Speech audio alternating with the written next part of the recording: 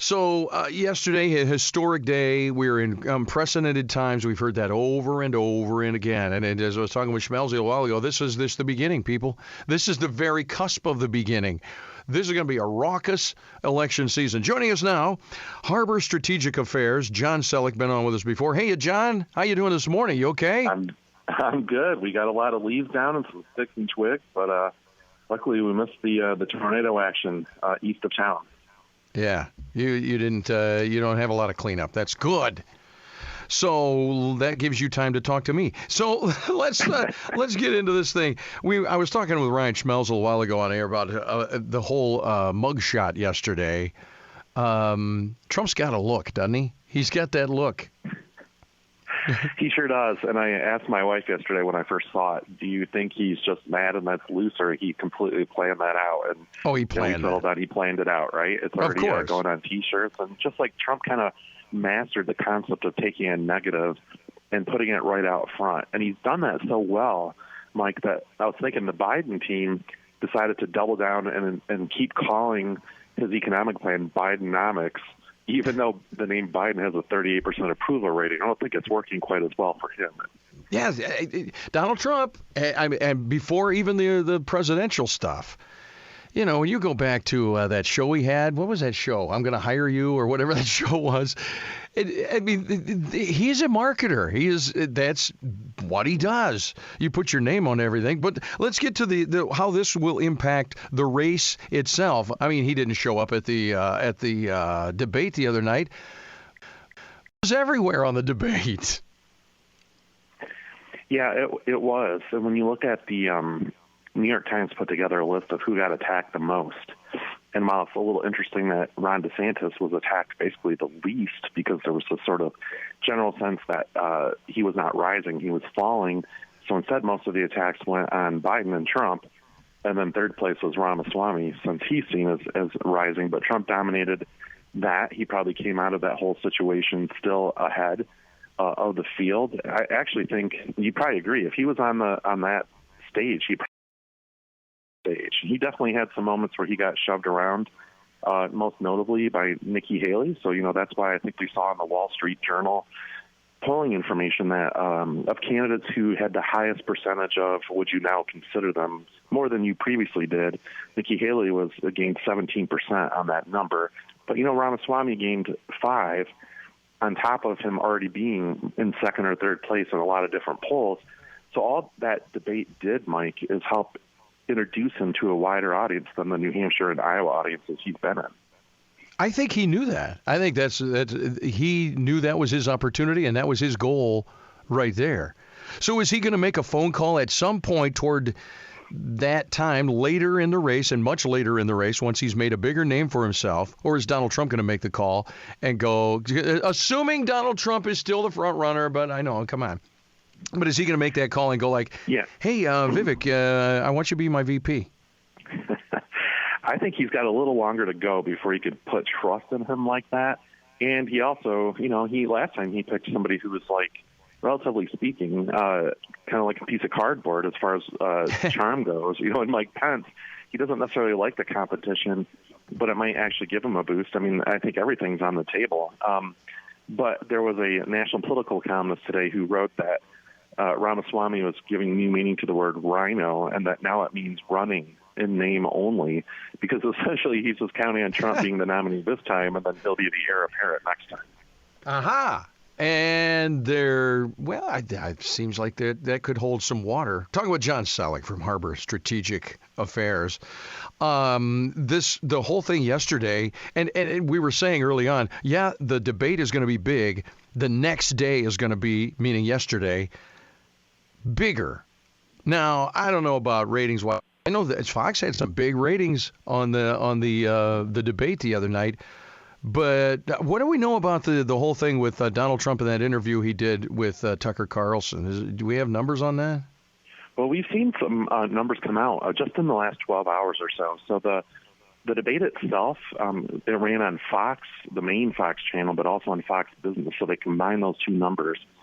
And together they got somewhere close to 13 million, which is a pretty sizable number. And most people look at that and say the Trump interview didn't overshadow But it certainly was, classic Trump noise-making and distraction. Now, the highest ever number was back in 2015 when Trump first entered the race for his first debate. They had 24 million, but that was, an amazingly high number. As far as the views went on Twitter, the video claims to have 250 views, but it was noted last night, Mike, that to get a view on Twitter or on X, you basically only have to have even scrolled past it. So there's no measure of how long you were watching, whereas with the TV, you're required to be watching for at least a minute or more. Yeah. So I think the debate did really well, and Trump's gambit did the usual thing it would do, I think, for him. Not surprising. Also interesting, I noticed that Fox News and some combination of Fox News and the RNC blocked Donald Trump Jr. and a lot of the Trump staff from showing up at the debate. They thought they could still come and do the post-debate spin room and be part of the cable discussion afterwards, and they actually got stopped. So kind of some interesting back and forth there between Trump and the Trump team and Fox News. Yeah, there's been a little sandpaper between those two, I think, so to speak. All right, John. So what's the next big deal? What's the next, maybe on the Trump scene, but even on the overall scene, what's the next big deal we got to watch for?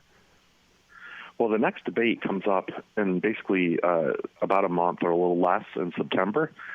It's going to be in Simi Valley in California at the Reagan Foundation, at the big, fancy, beautiful Reagan Museum that has the old Air Force One inside of it. It's a gorgeous setting. And, we're going to be talking about who will get excluded this time. I think the RNC deserves a tip of the hat this time because they did put their foot down and keep some of the folks that really had no business being on the stage, folks that couldn't even get consistently 1% in the polls. This time that number, Mike, rises to 3%. So it's definitely going to hold out some of the people that didn't make it this time. And it may cause some problems for some people that probably didn't need to be on the stage this time either. Like Governor Burgum did not earn another spot there, I don't think, by his performance. He seems like a good guy, a smart guy, but he didn't do anything to earn it. And the same goes for Asa Hutchinson. There was no real reason for him to be there after we saw his performance. So we're going to narrow that thing down a little bit and get a little more intense and a little more face time. And then now we have to start to wonder if, because that's what Donald Trump wants us to do, will he show up at the second one? Now is it time for him to show up and put DeSantis in his place? Because I think the polling numbers showed something different, the very initial ones, than what a lot of the pundits thought, which is that DeSantis seemed uncomfortable and awkward and that he was delivering his lines in sort of a robotic way, although I felt he was not messed with. So he was allowed to actually give his memorized talking points to every answer. And what that showed in the polling is that people thought that he kind of righted his ship. He picked up a couple points coming out of the debate, and his supporters thought, okay, he's back on track. Here we go. So now it's how do they all take advantage of the perceived boost that they got out of these things out in New Hampshire and Iowa and some of the other places? That's what we got to watch for. Wow, and it's exciting already, man. I keep using the word circus. Maybe that's the wrong word, but to me it does sort of seem. I mean, it's. I don't know. Do you remember? We're not even into the campaigning yet. We're not even into election time yet. Do you ever remember a time when it's been this top of mind? No, not in any way. This early, I should say. The headlines. But we've never seen these kind of criminal charges against the ex-president. Yeah. In the first place, and from time to time, America sees some people who just sort of pop out of nowhere, and we used to attribute that status to Barack Obama, and somehow that he popped out of nowhere, but he had actually made it to being a U.S. senator. So when we see something like a year, wasn't it? Come up, I think we can't underestimate the importance of that. Somebody like Ramaswamy, who is unknown, doesn't have enough money to run a real race, is only 38 years old, and somehow got himself all the way to the main debate stage and is roughly running in third place in a lot of places. That is eye-opening, and to the Democrats, it could be very dangerous. To a lot of people, it could, because some of his foreign policy positions seem grounded in rhetoric more than in the realities of the world. But you look at what is accomplished, and people don't become billionaires unless they are real smart or they win the lottery. Yeah, absolutely. The one piece of oppo nobody knows, Mike, is that he's from Ohio and he lives in Columbus, so that's going to create a real problem for him in the Michigan primary. Ooh, there you go. All right. Hey, John, we're up on time, man. Good luck with your cleanup. I know you didn't have a lot of damage, but that's everybody's gig here today, just about. Harbor Strategic Affairs, a public affairs firm based out of Lansing and doing a darn fine job. And one of our go-to people. John, we appreciate it. Have a great weekend, pal. Thanks, Mike. You too. Yeah. We'll be back in just a minute.